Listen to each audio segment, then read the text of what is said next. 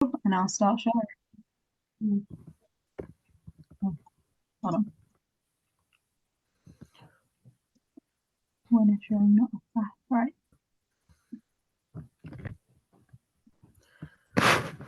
An introduction to engaging young people and families. Today, I really want to kind of build an engagement and a discussion with you all because with Avon Wildlife Trust, I really feel a sense of like everyone here, everyone in the in the Zoom meeting right now, and everyone in the community really is looking out for young people and for families and looking out to kind of engage people. And I think that there's a really important discussion that we can have around this. And I'm grateful to be able to kind of share my experience. That's me. That's me in the middle there, holding up a sign.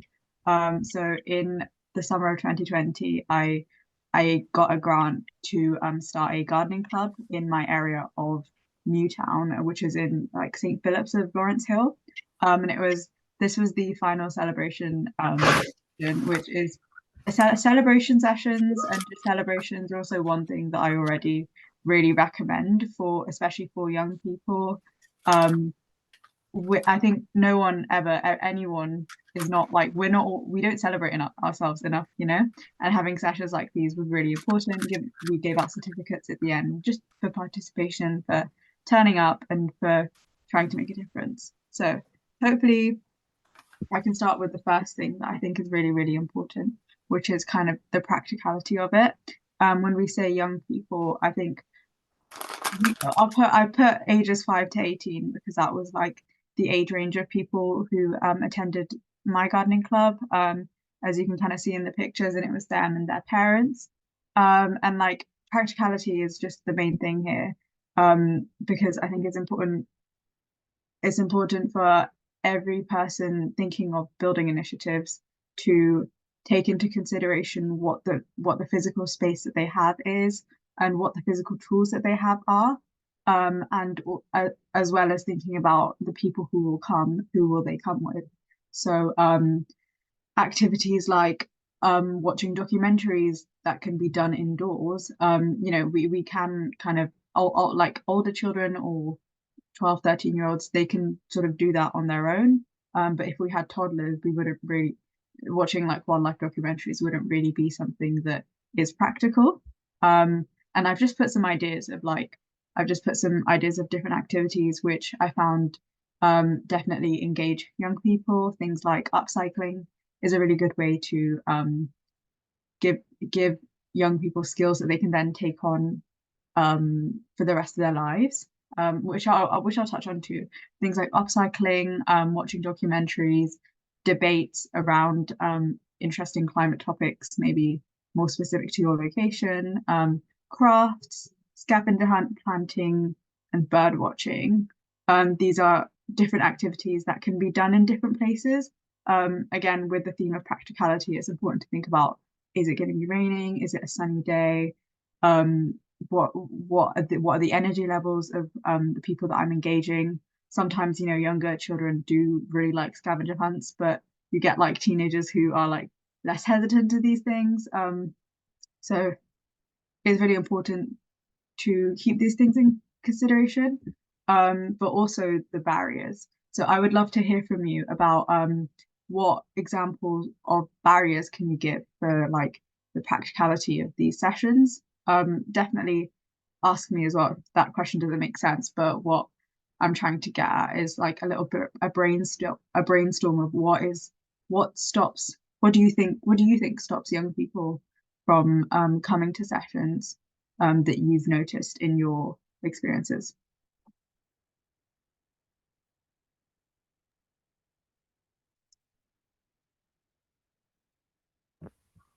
Can I go? Of Yeah, course, go yes. ahead. Great. I think a barrier to targeting young families and people and can sometimes be timing. Trying to do things after work can clash with extracurricular activities, and trying to do things on the weekend. You're still trying to coordinate mum and dad, or, you know, one, two, three different timetables. So that can sometimes be a bit of a struggle. Absolutely. And definitely if anyone else wants to jump in, but that there's a good I way to kind of agree kind of with Sue use here. that. Oh, Sorry. sorry. I was going to say I agree with that. I mean, the only sessions we've really run for young people, one of the things we do quite regularly is back detecting sessions. But those obviously, if you're doing that around June or July, they have to be done when it's dark or just before it gets dark. So that can be a barrier for very young people because of obviously them being in bed earlier. But we also I don't know if it's a barrier. I suppose we do also run and we have run alongside the youth partnerships some events in the summer. And some of it can be, and I know there's other events that run in the summer that people do, not that we've done, but they charge money for it, and some people can't afford it. So we try to do things that are, free to the children as well. But I suppose mine's more of a concern about how it's probably not for this question, but I'm kind of concerned about having young people on, they're not supervised, and how, all the insurance things go and stuff like that, and DBS checks. But that's not for this question. Sorry, I'm going to do jumping ahead. Absolutely, no worries. It's really I liked sort of being able to generate these responses. So whatever you have to say is great. And that's I was speaking to Helen, who not Helen, sorry, Lucy, who will be speaking, who's the next speaker, and I think you'll really like hers. Um, and with what you were saying, Amy, I really, really agree with that. And kind of, having to deal with all these different timetables is tough. But one way that I think I kind of worked with it and like made that kind of a pro was utilizing the fact that especially in this playground, it is still is, a go-to playground in my area for children to go straight after school. Um, and Yeah. literally recruiting for me was just sitting there with like some snacks, and just with some snacks with some plants. I got my brother to come and plant with me so that it seemed like it was a group already. And then you just get people coming and being like, hey, what are you doing? Especially, if they're in the playground already. Mm.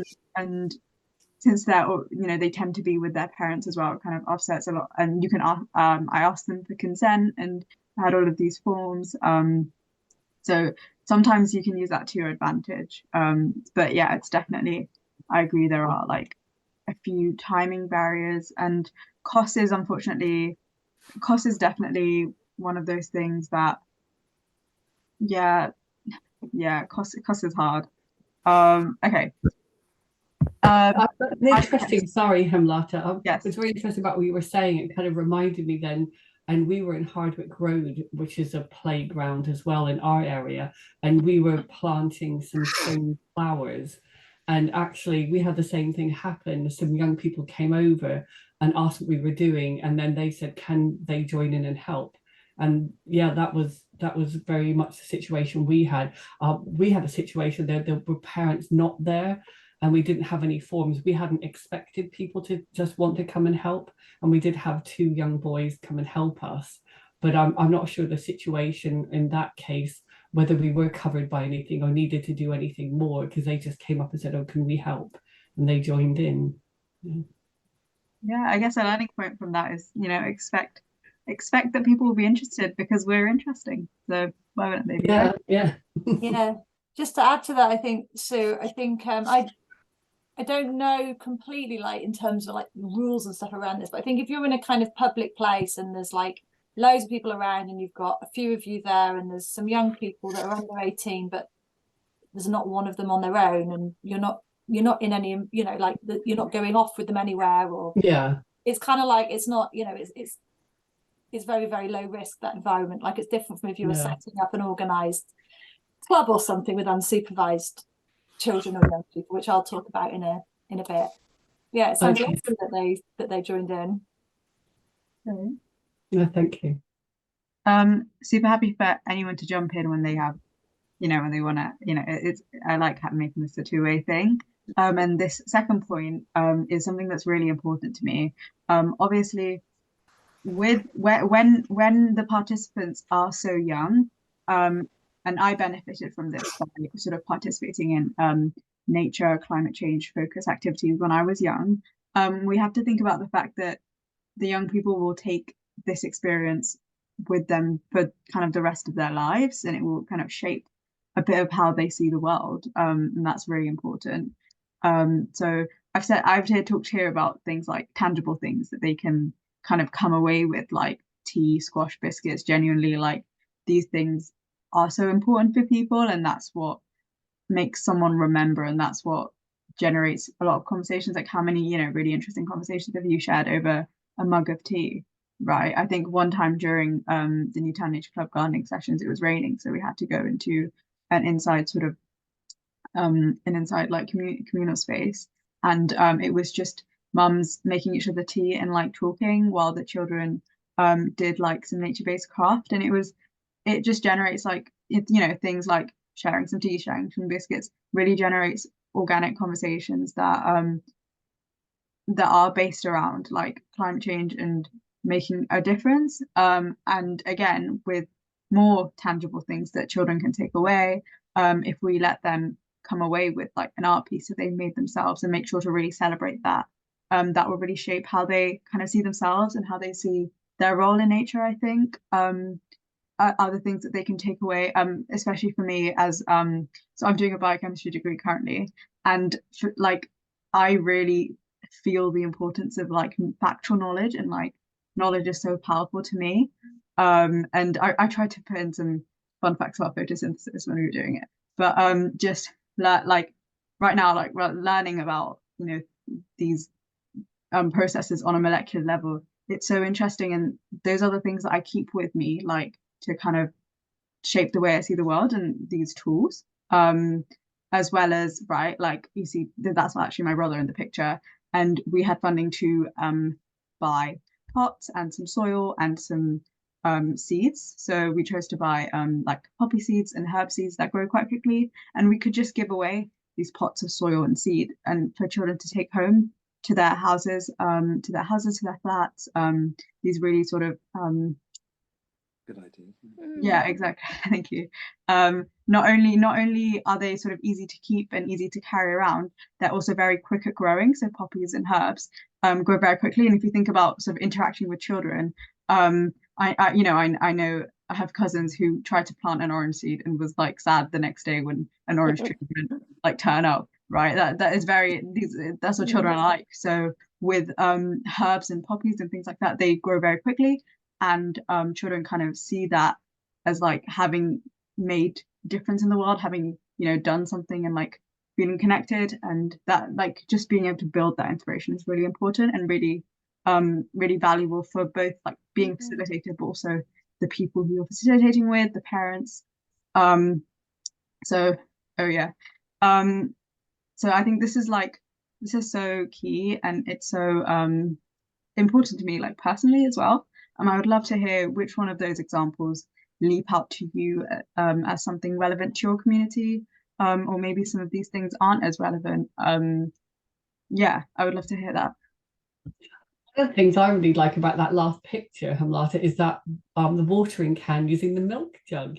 I haven't even thought about it. That's brilliant, because they can't spill it. I suppose they're just little holes in the lid. I'm going to use that. I've written that down. Absolutely. That's a great idea. Do you know when you have to leave a plant at home, like you go on holiday, the slow self-watering? Yeah. Yeah, cool. I love that. I love like little fun upcycling. Yeah. One of the things we did recently at our repair cafe, we had a table and we made little bird feeders with the children, and it was just stringing. You had like a stick and you tied string on either end, so it kind of made like a triangle. But before you tied the triangle at the top with the string, you put like not hula hoops, Cheerios on the string so that the birds could eat the Cheerios. The children absolutely loved making it, and they loved it because they could take it away. Like you were saying, they could take something away. Unfortunately, I made two that I brought home here, and none of the birds ate them. So that was a bit disappointing. But the children loved it, and like you say, they like taking things away. And we did at our wildlife event last year, we got toilet rolls with string and we painted them with honey. and then rolled them in birdseed, and that went down really well, especially when the parents got to hold the toilet rolls, and the children loved painting painting their parents' hands with honey as well. So and they did actually work, and they hung those in the tree. So I think you're very right that children like to take things away, that they, they're much more excited about being able to take something away from these events, aren't they? Absolutely. I don't know if anyone's gonna say something. Cool. Okay. So does anyone have something to say about I guess, I mean, we've already covered it, I guess. Okay, we can go on to the next slide. Which is, we were having a conversation about this before starting the meeting, actually.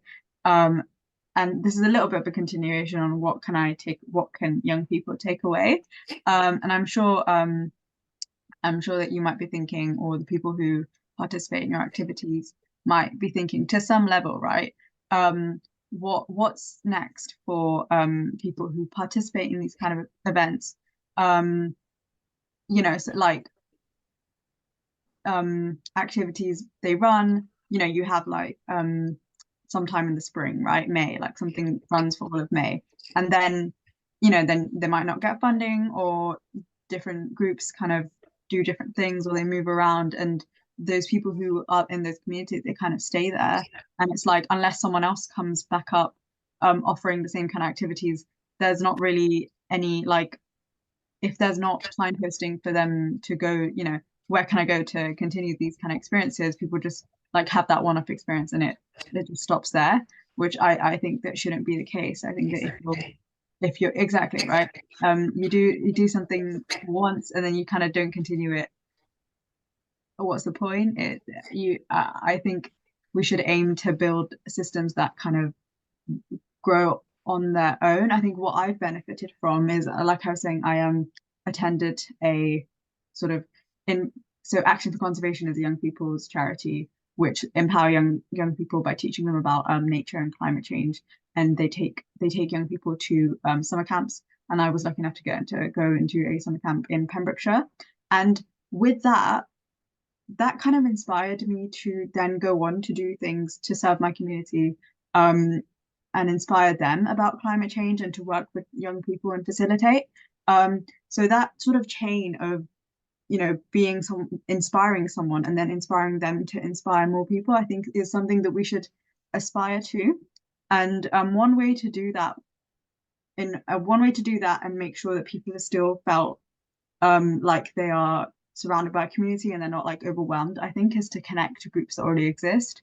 So we're all doing the right thing. We're here with Avon Wildlife Trust, and we're in a community of people who care about similar things. I definitely recommend checking out Action for Conservation if you know anyone from the ages of like 14 to 18. I think they work with people in that age group, sort of inspiring really a love of nature for young people.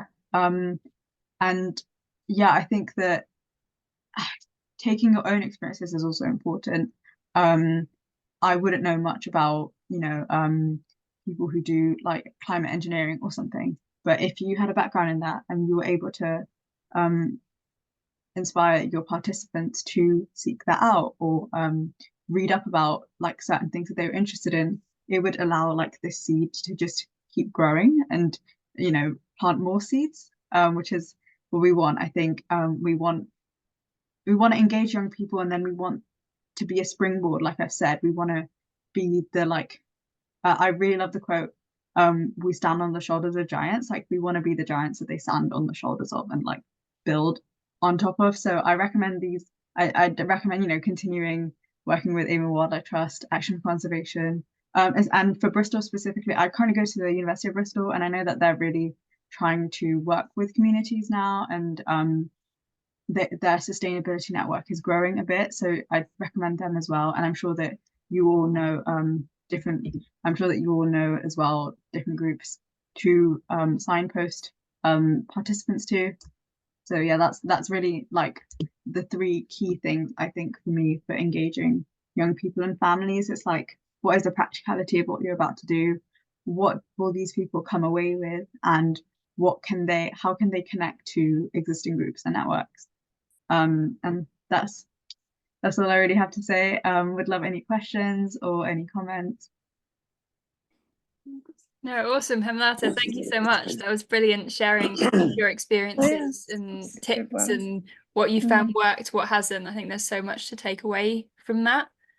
Do you maybe want to explain a bit more about the club that you've set up, Newtown Nature Club, and what that is? Yeah, absolutely.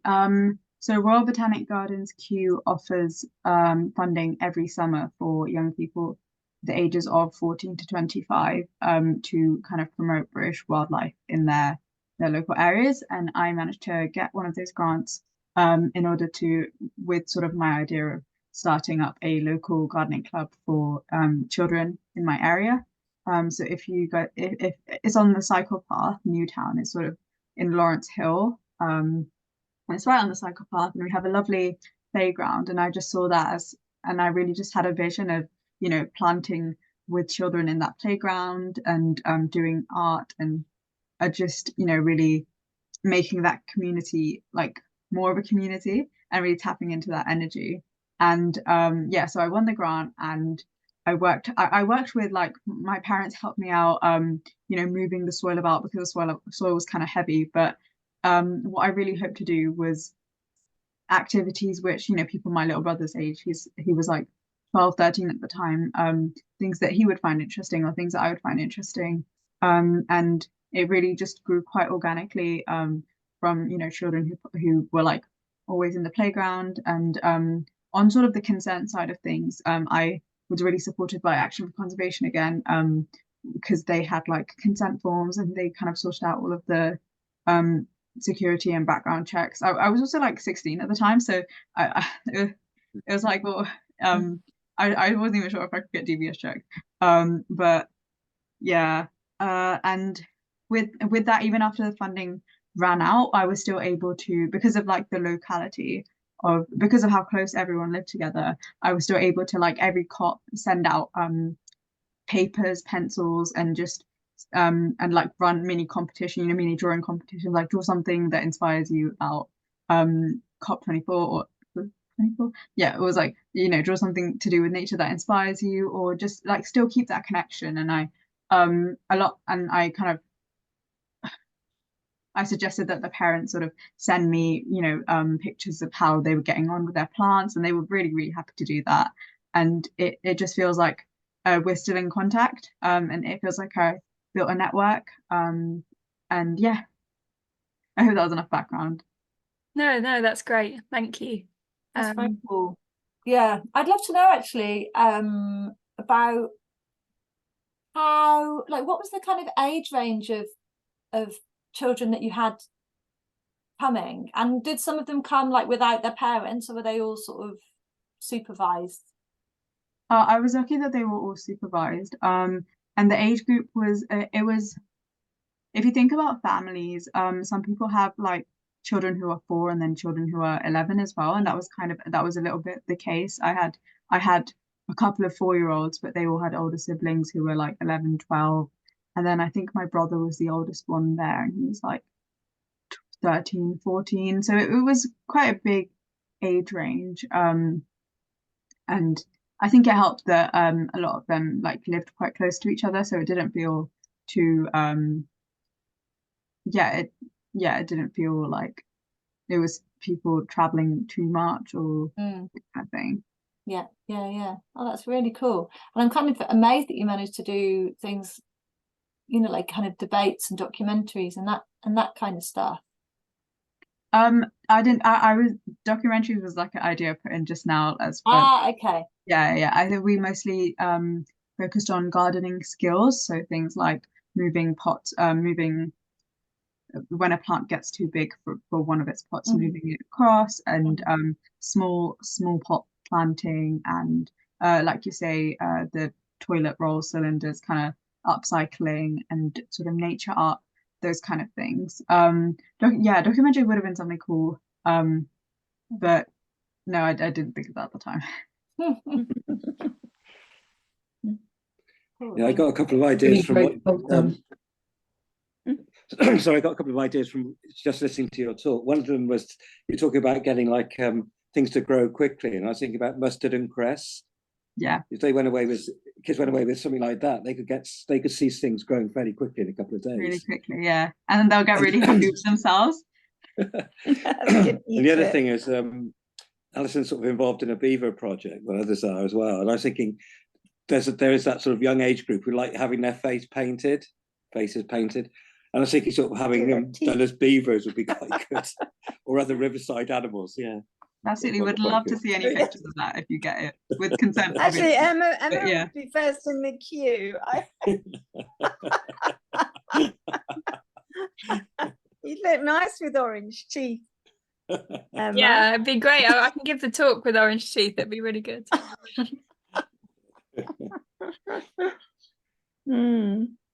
Yeah, actually, that's a good idea because they love that, don't they? Yeah. Let's put that down.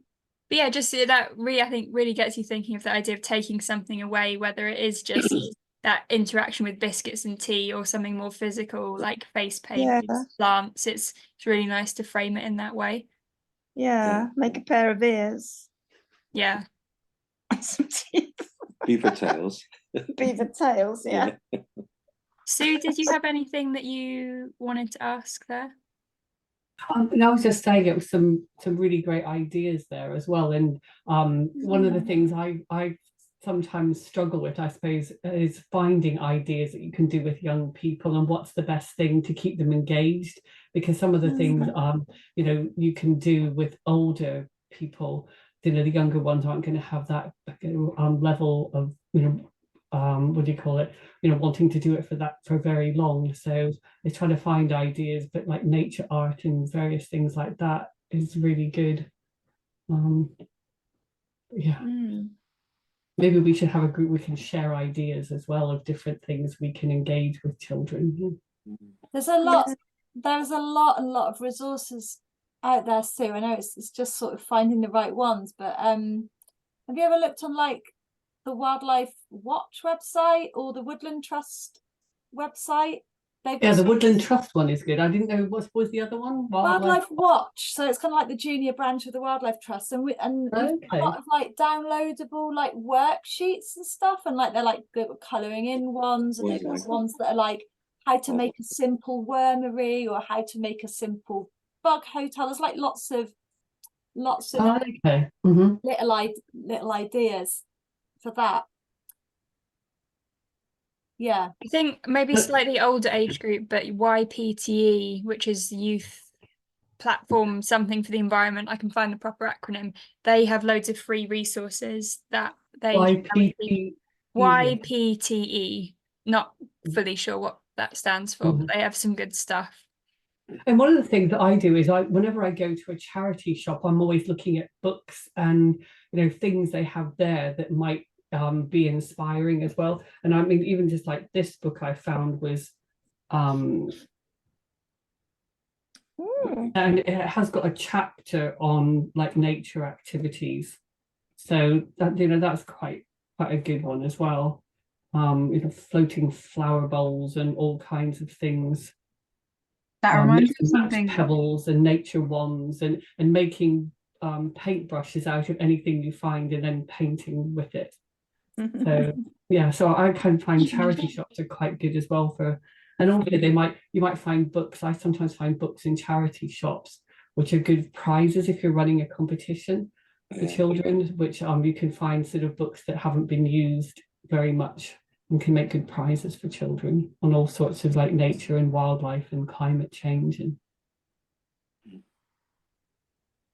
yeah, they love a little competition, don't they? Yeah. Competitive. Now, we engaged with the local school last year as well and had a poster competition with the primary school. They all did a poster on climate change. And in fact, I don't think I've ever shown this before, but we got the local school to do just happens to be beside me, a banner for our wildlife group, just because they wanted to be involved. And they did this sort of banner for us. Oh, wow. With all the children painting things. It's hard to show the whole thing, but yeah, that was quite good for the wildlife group. What's and they all signed it. PIG, Sue? Oh, Pill and Eastern Ingordano. Oh, lovely. So that was quite a nice thing to engage, but the school sort of did it for us. We got the material, then we just handed it over to the school, and they got the children to do it as part of their, part of the curriculum for nature. That's brilliant. Just one thing I was thinking about when we're talking about things for children and young people to take away. What I really like about the things that you did, Hemlata, is that there's kind of like a theory in kind of environmental education and like outdoor learning, which is that you're trying to create people. You want people to care about nature and take action for nature for its own sake, and not because of like a kind of consumer like reward, like some kind of capitalist like extractive sort of like thing. And so I think if you're thinking about things to hand out and things to give away, two things as like something like what Hemlata's done, which is amazing because it's continuing their learning journey and it's continuing their connection with nature, like in their own home, because it's it's growing, it's flowers. Whereas if it was something like, I don't know, like a clay animal with like that they've made, which kind of cute, it's fun, like I sometimes do things like that, but it's not, it's maybe slightly less effective in terms of like building that love and that connection. And something that is really amazing, like the theory from how my garbled understanding of it anyway, is if you do something together in a place, like building a raised bed or sort of like planting a wildflower together or something like that, what you're doing is you're helping children to learn that working collaboratively together and taking risks and making mistakes and learning and growing is like, it's good and it's positive, and they're kind of building that like resilience and confidence in themselves and like feeling empowered that they can take action and do things. And if it's in a space that's publicly accessible, then they'll want to go back there. They'll be like, come on family, come on friends, like, or like, oh look, I planted that 2 years ago and it's still growing.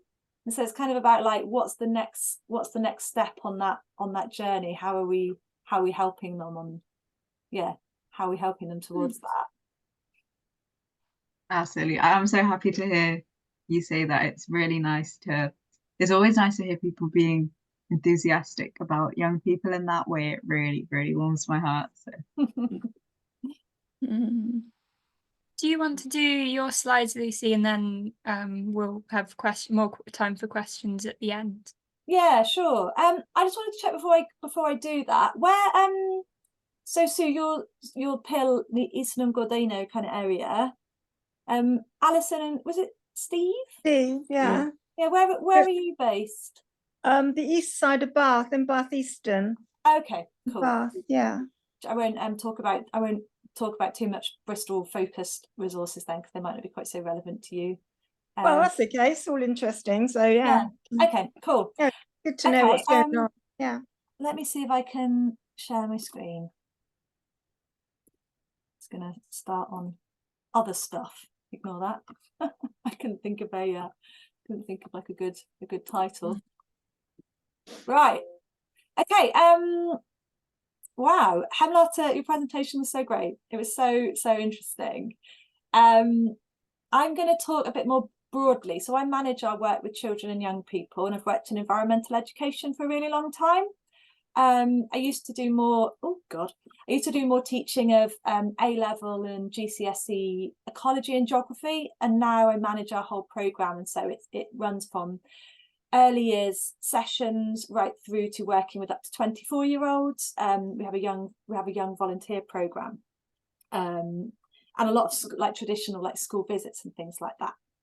So so this can be kind of like a broad overview of my thoughts, trying not to overlap too much with what we've already talked about.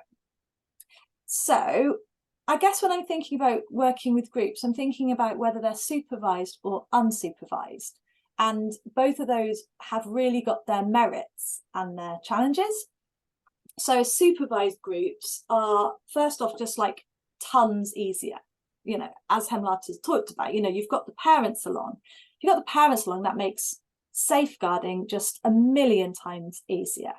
because, and health and safety and first aid and things like that.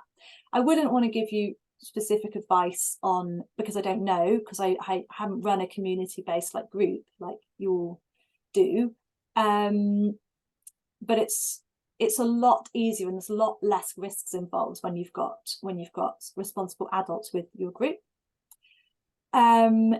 You still do need to do DBS checks and have a kind of safeguarding policy, even if you've got supervised groups.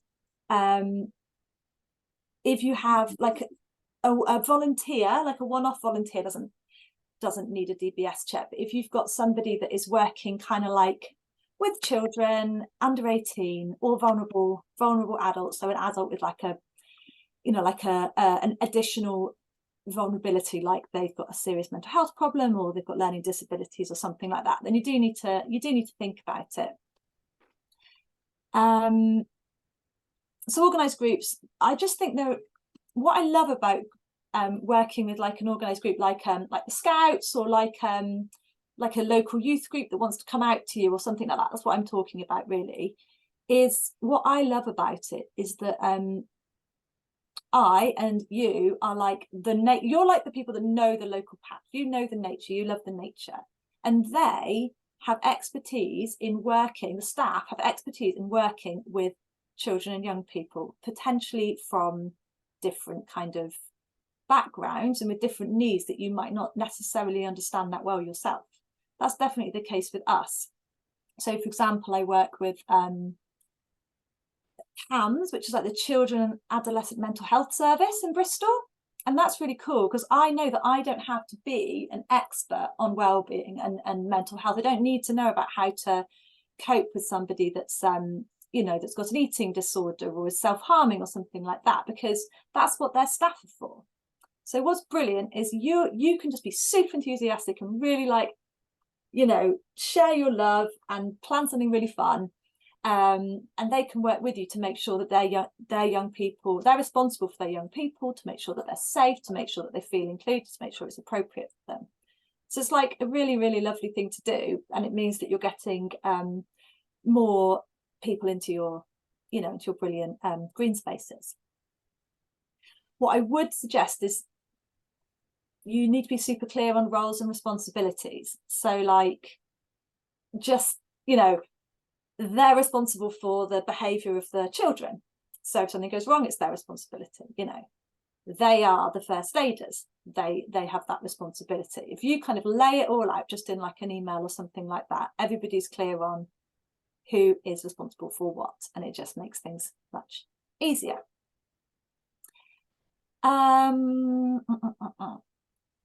Yes, and yeah, if you do have like an organised group come to you, like the Scouts or like a youth group, there'll be experts on all the safeguarding and DBS stuff, and they will be telling you what you need in order for them to work with you. At least they should do.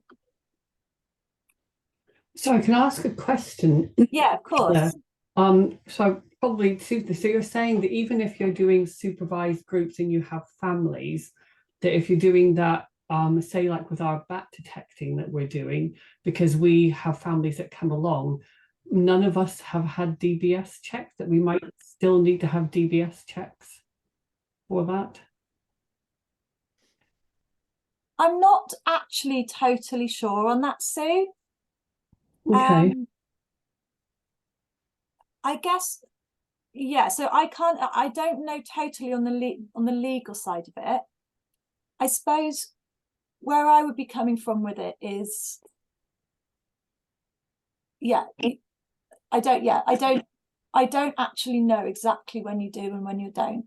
But if you think about it from the point of preventing the chance of any harm coming to children, really that is the most important thing.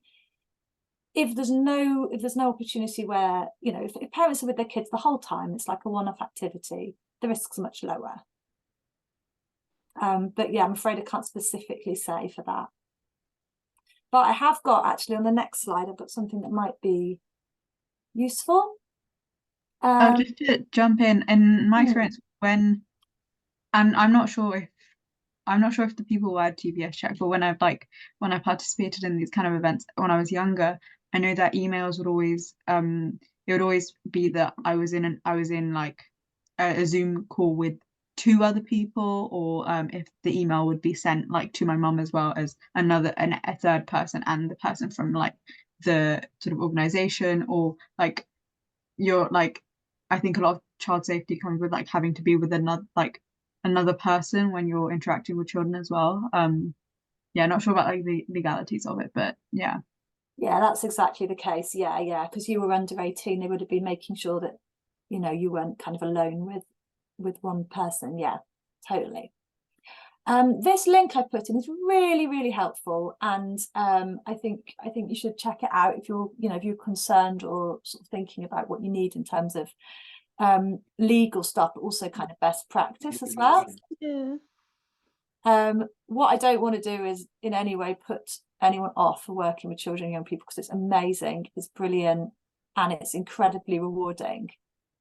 So this is our young volunteer group. I love them, they're brilliant. So we go from, actually they're kind of lined up in order of age, which is funny. So we've got some 14-year-olds there on the left, and then going all the way up to Sinew, who's one of our longest standing volunteers. She's ace. This is out at Grow Wilder. I just think there's something really magical about working with groups of children and groups of young people unsupervised. It's got like a completely different energy. Like they can like, you're sort of like learning how you can be kind of like a different person, you can have a different energy, you can kind of get out, you know, like just not be stuck in this kind of like family dynamic that sometimes people have when they're with their parents. And it's really lovely, and I've seen some really amazing friendships kind of blossom through these kind of groups. If you are interested in doing something like that, there are really tight rules, and you have got to take them really seriously. And I just don't even consider doing something unsupervised work with children and young people unless you're willing to, you know, like really make sure that you're really hot on your safeguarding. It's just not worth the risk in terms of a kind of harm befalling somebody. So yeah, that link below is really great. And if anyone is interested in sort of doing something like that, setting up some kind of youth club or something like that, I'd be really happy to talk to you more about it, or try and signpost you to some other links. There's a real, like Hemlata and I were talking about this earlier, there's kind of like a bit of an issue really with there not being much around for young people kind of as soon as they hit secondary school. There's just not that many activities and clubs for them to do. So if there is an opportunity to provide something that's like fun, interesting, engaging, and is helping to kind of build that love and connection with nature and, you know, practical action on the ground, I think we should be jumping at it. Would you have other volunteers working with you, Lucy? There? Yeah. Would you have other Yes, adults? I've got two on this one. So all of these volunteers are between the ages of 14 to 24, and then I'd have another member of staff with me, Right. to be a volunteer who's got safeguarding training and has got a DBS check. Mm-hmm.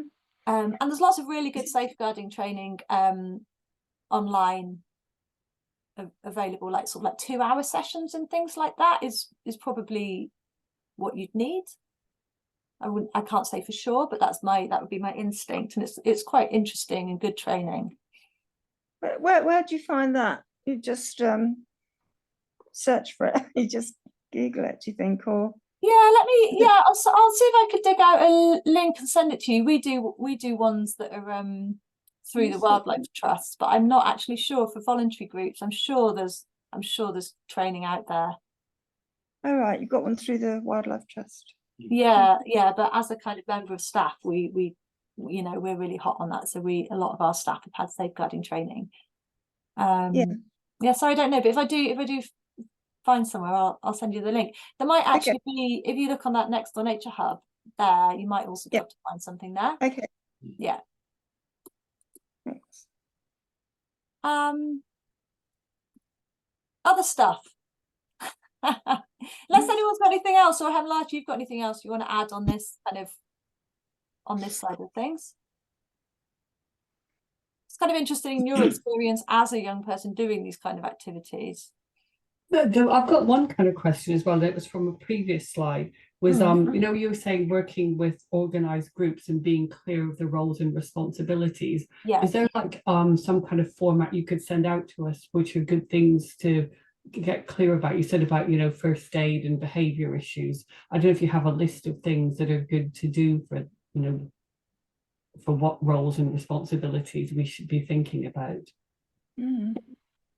I don't think I've got any. I don't think I've got a template. But yeah, I can. Emma, if you can make a little note for me, I'll ping. I can ping something over. Just yeah, the kind of things that I would be thinking about. Yeah. Well, that'd be great. Thank you. I definitely want to echo what you were saying earlier, Lucy, about like when you spoke about, you know, if you're working with other professionals, it's that they are kind of the professional in their field, and you get to work on sort of your own what you know. And I think that like tapping into that, I think everyone can, that's something that anyone can do. It's like tap into what do you know about, and how can this manifest in real life? Like what am I like, what am I particularly passionate about, and like what can I kind of give back, because when I have worked with groups like this, and then when I have worked with people who are truly passionate, it really just spills out, and like it feels really it's really character and personality building to be around people who clearly value you as a young person, clearly value like the environment, and understand everyone's sort of complex role in everything. And it doesn't have to be like totally, you know, overthought out and meticulously planned to a T. It's just like if you're able to keep these sort of key values, if you're able to nurture them within yourself, and then to the people you kind of interact with, you can really like as a young person who's been around people like that, you can really feel it, and you really gain something from it. And it, yeah, and like you guys already have it, you know, and that's something that we should all just keep celebrating ourselves for. Yeah, well said. There's just to be a bit nerdy for a minute, there's a bit of research that talks about they asked loads of adults who about their kind of attitudes around nature, and the people that had the most like pro environmental behavior as adults, some common themes emerged as to like what experiences they had when they were children. And one of them was having regular like contact with nature, so basically being out in nature regularly.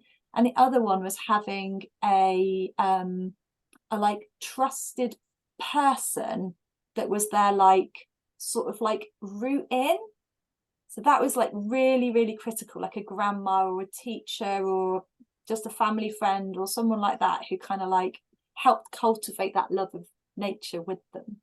So we're all those people that, yeah, that is one of our roles.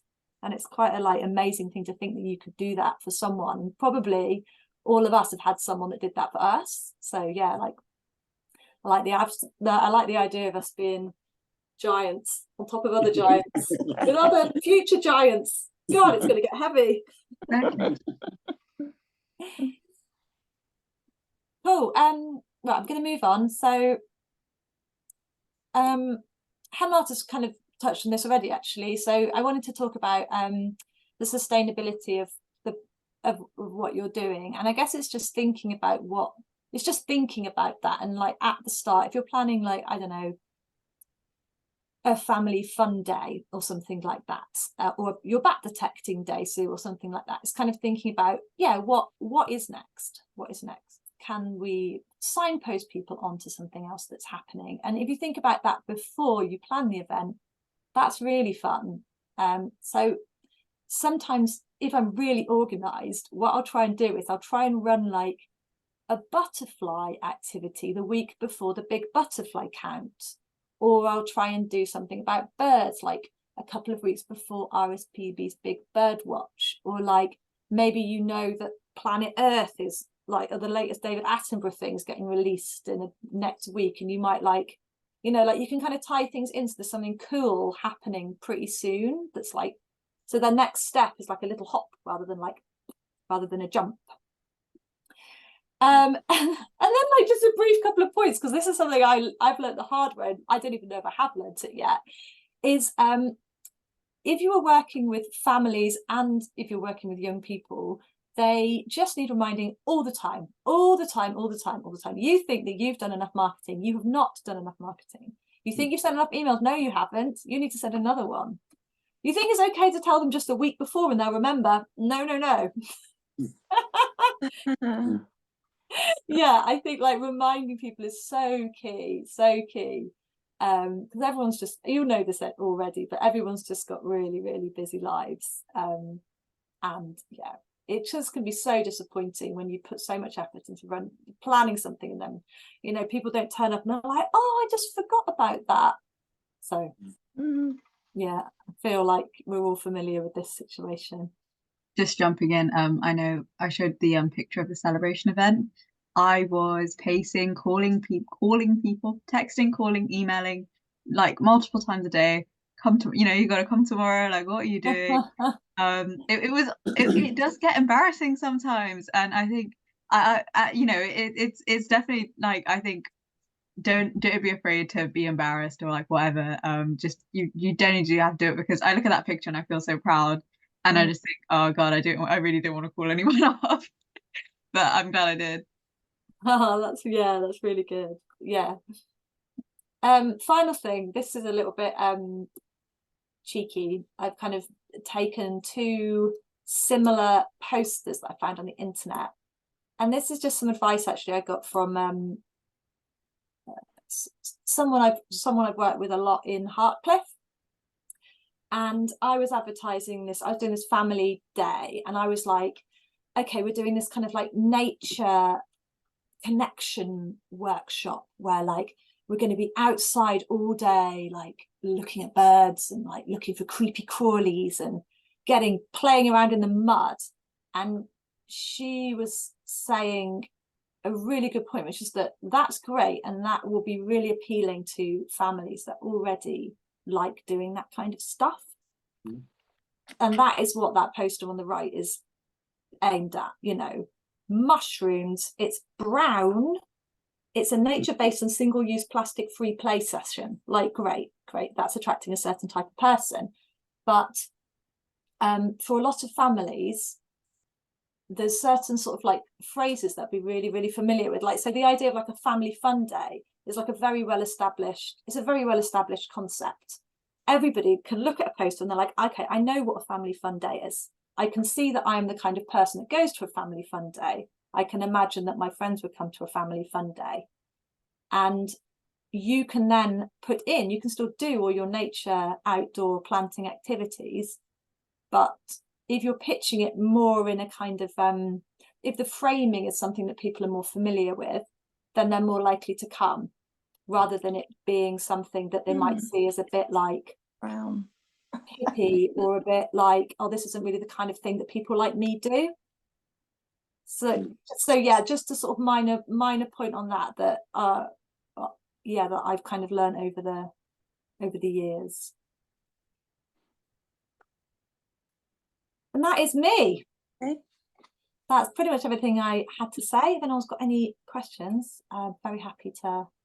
I really like that, Lucy, this last point as well. I think that's really, really good, because that family fun day post is really eye-catching, and it, you know, it kind of draws you in. And though I love the other one as well, it's kind of, a lot of people kind of get put off, like you say, if things are quite so bland and don't look quite as exciting, isn't it? So yeah, it's just getting the right way to do things. But no, I found this really interesting. There's been some really good points here, and a lot of useful information, so really helpful. I like and one of the things I quite like the idea of, and I can't remember who said it now, just like going to your local park and maybe doing something. And I've already got ideas about, you know, can we do like a regular thing where we just go to the park when the weather's better, set up a table and just start doing something, and then see who comes along and joins in. Yeah. So that's really good. Lots of great ideas. Yeah. Do that outside the land in the forest garden. Yeah. Yeah. Yeah, no, huge thank you, Lucy and Hemlata, for giving that talk and just being open to answering questions, sharing resources. That's really helpful. And I've written down a few key things that maybe we could take away from this. So I might try compile, with your help or together, we could do a list of resources that maybe we could use to engage children of a certain age, just to have that as a resource, or some go-to websites, things like that. And then maybe looking into some good safeguarding training that I could see if it's particularly recommended, if Lucy knows of any. And then the kind of roles and responsibilities side of things that you were looking at, Sue. So just a few things that we could follow up with. But yeah, are there any final questions before we wrap up? I know, Amy, we looked at Pill Paddock, and it was one of the places where I'd like to get more people involved with nature as well. And I know I've seen somewhere making these big bee hotels, with pallets, and getting the children involved in actually, not moving the pallets, but obviously just stuffing them with all kinds of different things. And I've got this vision, maybe we could do something like that, build a really, a big bug hotel in that area that we looked at, Amy, and Absolutely. children involved in doing that.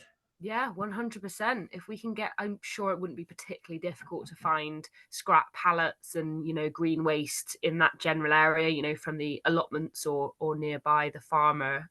Yeah, That's definitely. a really nice idea. And then we can do it near the edge of because we don't want to take people into that woodland, but near the edge of it, and it kind of continues to demarcate like with your hazel wattle fencing. I was going to say it could be part of the fencing area, couldn't it? Yeah, and we could get families involved in coming and helping with that. Yeah, and make it a bit of an educational event.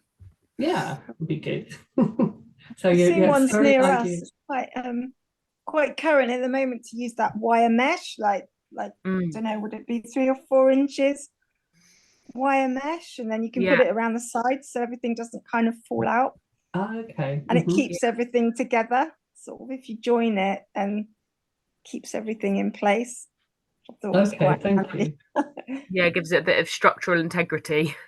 I'm sure we can find on the internet how to build it properly. Oh, absolutely. I think we even have our very own Avon Wildlife Trust resources to standardize. Okay. Yeah. Brilliant. Well, no, it's great to see you all buzzing with ideas, and that's what we like to see at these kind of talks. So thank you so much again. And yeah, any follow-up questions or anything you have, feel free to get in touch with me. But yeah, big thank you, Hemlata and Lucy. Thank you. And Amy, before we go, sorry, Amy, before we go, I need to send you photos of my garden as well, and I will get around to doing that. Please do. I'll do that soon. Yeah. All right. Wonderful. Thank you very much. All right. Take care, everybody. Thank you. Bye. Bye. Bye. Bye.